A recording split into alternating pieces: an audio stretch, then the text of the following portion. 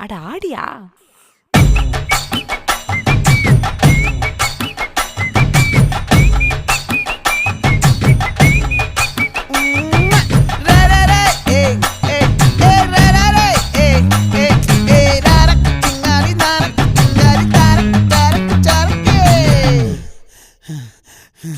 விளைஞ்சிருக்கும் என் வெத்தலை கொடி, அட வளைஞ்சிருக்கும் ஒரு சன்னல் வெடி.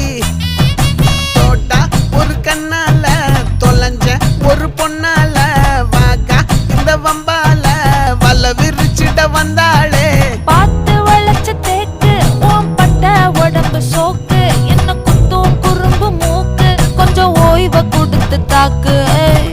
என்னடி சித்திரமே இங்க நீ பத்திரமே சொல்லு